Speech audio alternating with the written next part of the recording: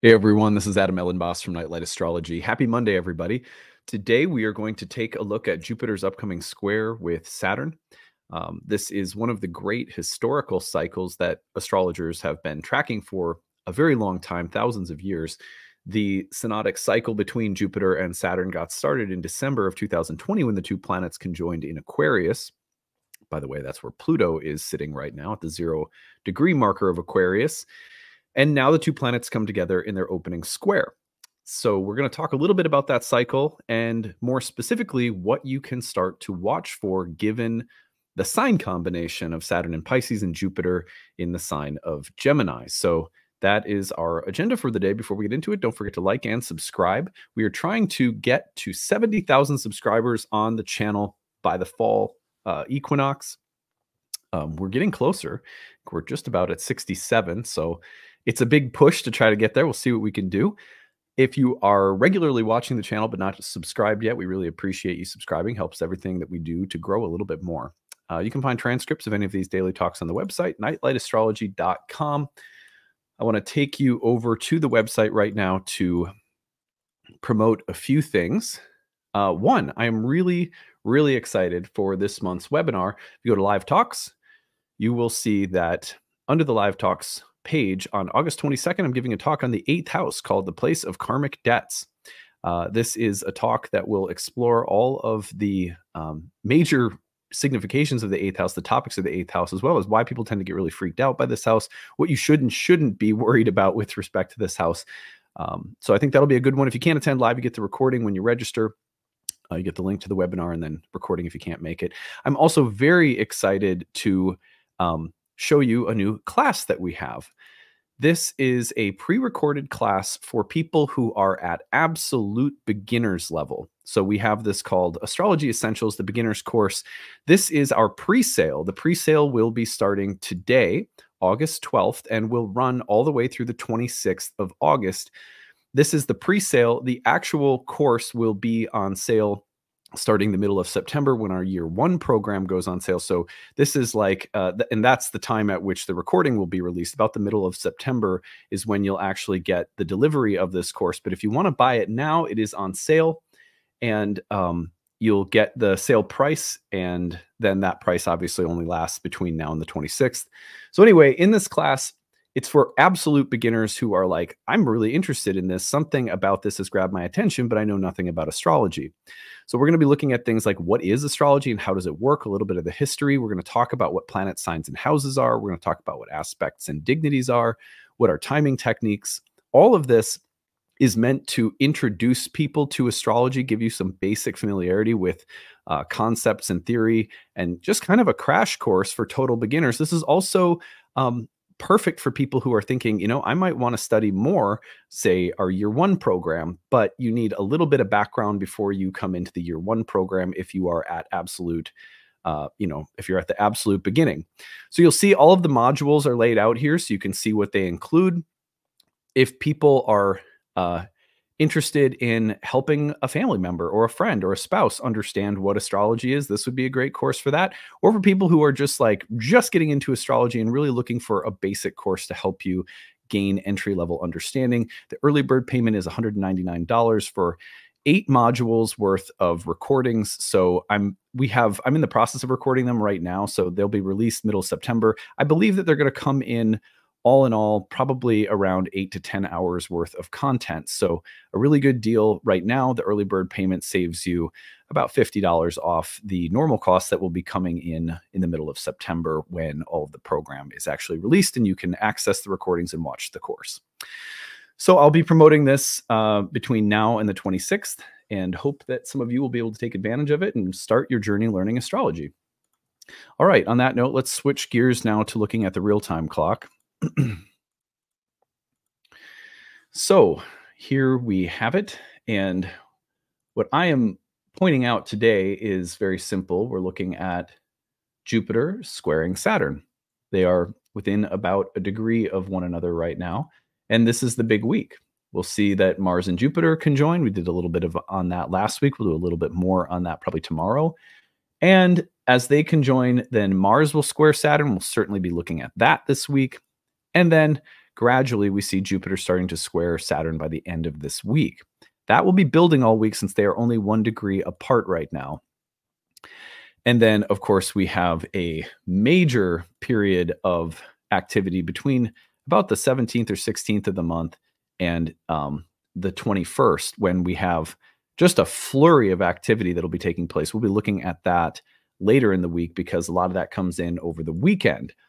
So that includes a full moon, that the moon and sun are both square to Uranus. It includes Venus opposite Saturn. It includes Mercury going through Cazimi in a square with the sun to Uranus. So it is just a busy, busy time at the end of this week.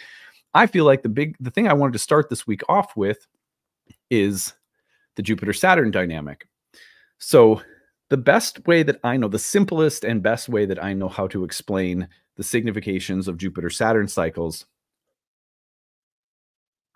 is to say that they represent major paradigmatic shifts or structural or organizational changes.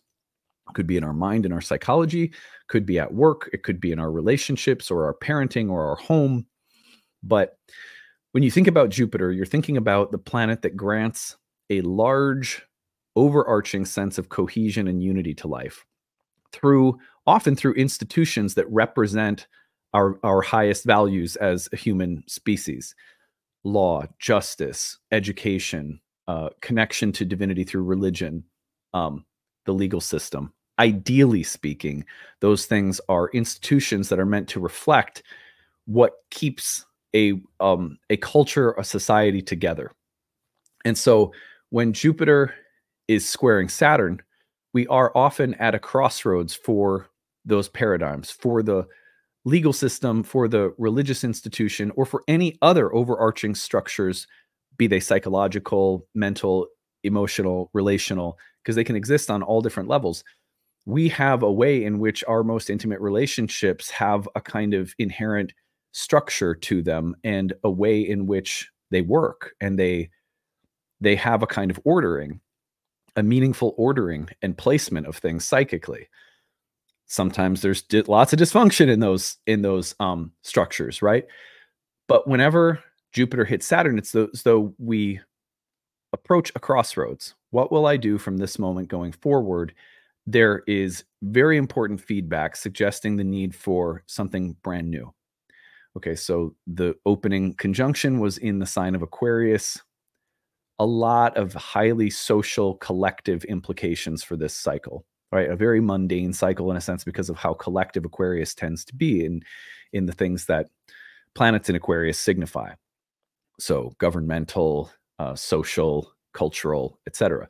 But for us personally also, look at that whole sign house of Aquarius. That's where the cycle got started in your birth chart. Now we have the two planets, Jupiter and Saturn, meeting in a square. And Saturn represents the limits and decay and death, and also the transcendence of limits and what exists on the other side of a limit. Saturn is like a gateway between something known or traditional or past and something future. Saturn was the planet associated with oppositions. And so Saturn is really a planet that sort of straddles the line between opposites and will often bring up our most acute problems and polarizations with opposites, as well as the need to move from one side to another or to learn how to hold the tension of two things simultaneously. That's the wisdom and maturity of Saturn. So at any rate, when the two planets get together, it is as though these various structures or institutions in our personal lives or collectively are going through a period of decay, breakdown, revision, death, and also remaking. Jupiter and Saturn are like winter and spring together.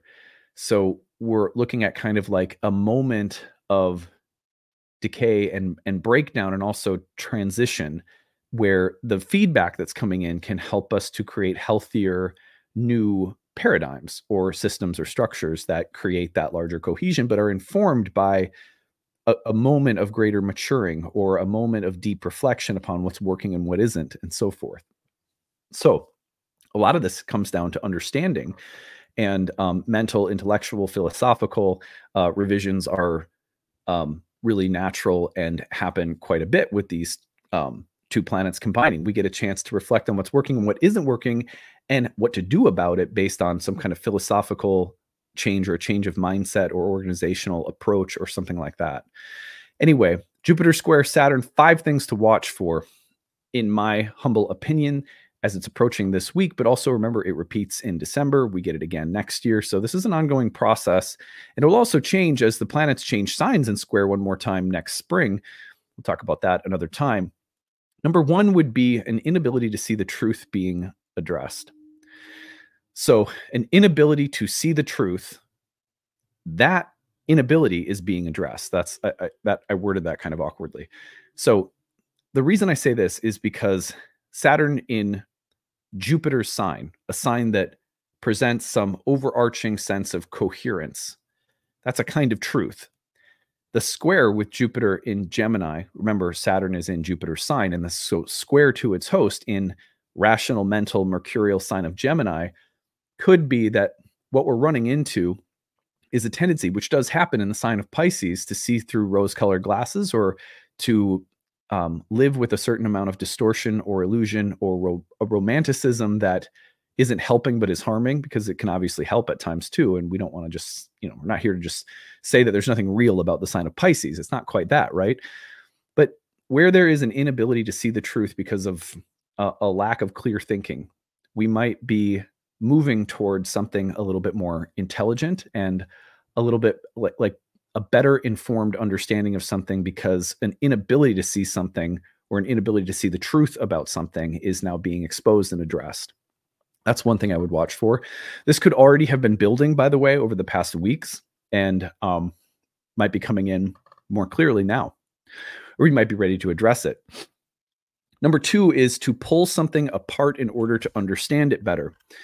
So when we see Saturn in Pisces and we get this feeling of, okay, there's this beautiful sort of sense that I have about life and reality, which is common to Pisces. It's a sign of great inspiration, and a lot of Pisceans are in love with the world, are in love with reality, are in love with the things that they love. Like if you love music and you're a Pisces, there'll be this way in which you can just get totally swept up in it. And so when Saturn is in that sign, it can be a little bit of a joy kill for the romantic in us. It's as though some romantic part of us, some sentimental, fantasy-loving part of us is having to grow up a little bit. And when Saturn now squares Jupiter, its host from the sign of Pisces, in Gemini, now we might see that we're having to do that mercurial analytical process of questioning, bringing in a healthy skepticism, pulling something apart and deconstructing in order to understand something better. And to understand it better in this sense might be to understand it with more of a rational understanding of how the thing is working, as opposed to being swept up in something because it feels good to us, which is not at all a bad reason to believe something or to have an operating program or system in our life because it feels good, right? That's a huge, important part of how we decide how our lives should be, our lives are orchestrated according to how things make us feel. That's really an important consideration. But this might be something that comes in and says, let's pull it apart a little bit and look at it a little bit more objectively. Number 3 is becoming more objective about something in order to grow smarter or wiser. So these are sort of dovetailing off from one another. But the point is that at times, we need some kind of healthy, rational, skeptical distance from the things that we're most enmeshed in structurally or systematically or philosophically or paradigmatically, so that we can really deeply reflect on things and shift where we need to shift. So that is that. Becoming more objective about something in order to grow a little bit smarter and wiser. Number 4 would be seeing both sides of something and going forward with a more complete understanding. One of the things that can happen is Saturn in Pisces can reflect a kind of emotional rigidity. I'm so emotionally attached and like wrapped up in something. I'm so closely identified with something. And so I have so much of myself and my emotions wrapped up in it that I can't understand whoever might be on the other side, or whatever might exist as a kind of opposite. that there's some fundamental inability to see the other side of the story, or to walk a mile in someone else's shoes, so to speak, that some inability to move out of an emotionally fixed position because of how deeply and emotionally we are identified with it might be deconstructed by virtue of the Jupiter-Saturn square, because Jupiter and Gemini can pull us into this sort of moving meditation on opposites and on things that exist in a sort of contrary manner or fashion to our own beliefs or our own position. So I like this as something that can help us revise or just shift, make subtle shifts psychologically, or even into bigger structures in our lives, belief structures or work structures, because we're starting to get a more complete picture of something. And in order to do that, there may be a bit of detachment that is required. On the other hand, I felt like this was the one I wanted to end with, because everything so far has been sort of favoring the analytical part, and I feel like we've been a little hard on Saturn and Pisces. On the other hand, when there's a watery Saturn and an airy Jupiter squaring one another, we're also saying, hey, there's room here for the cultivation of emotional intelligence. So in other words, we could measure the growth of this moment, or how successful we are with the growth of this moment, based on one simple thing. Are we growing in our ability to understand something rationally and objectively, while also maturing emotionally? So we want to see like a parallel development of emotional and rational intelligence. Becoming more rationally intelligent at the cost of emotional sensitivity, empathy, compassion, subtlety, and nuance I don't think would work right now. I mean, some people might need more of the rational and so forth, but it's also appropriate to say that Saturn and Pisces might be pulling us back on the it's sort of Jupiter and Gemini, sort of like slamming a bunch of coffee and just being taken on a ride by lots of new ideas and by analyzing things. And Saturn and Pisces might be pulling in the opposite direction, saying what you're doing with whatever this stimulating information is that's coming through from Jupiter and Gemini, you have to make sure that it's emotionally, that it's wise, and that it's sensitive and thoughtful, and that what you're doing with whatever this rush of information represents is sort of taking into consideration greater emotional and heart-centered truths. That it's compassionate, empathetic, sensitive, subtle, nuanced. If it's only helping you grow in the sense of like just providing you with new information, that's probably not enough. It's information alongside of emotional maturity. So a great moment here for us to grow wiser, clearer about what is true and what isn't true, clearer in our ability to pull things apart and understand things more holistically, to become more objective, but also maybe lacking no emotional intelligence at the same time, to see both sides of something as a way of not being so fixed in an emotional identification with our own interest or our own position, and also emotional intelligence growing alongside of rational development. Okay, that's what I've got for today. Thank you guys for listening. I hope this helps. And we're going to keep working these themes throughout the week, because we have Mars and Jupiter getting together, and we also have a whole bunch of aspects coming through around the full moon at the end of the week. So we've got a lot to do this week. I'm really looking forward to it. If you haven't already subscribed, help us get to 70,000 subscribers. That's our big goal. And be sure to check out the new beginners course on the website, nightlightastrology.com. If you are brand new to astrology, take advantage of the sale that we're running for 2 weeks, where you can get a good savings on our course for absolute total beginners. If you're a newcomer to astrology and you want to understand more on a basic level, that course will be released in the middle of September, but the pre-sale is right now. So you can get a good savings on that class. All right, take it easy. Bye.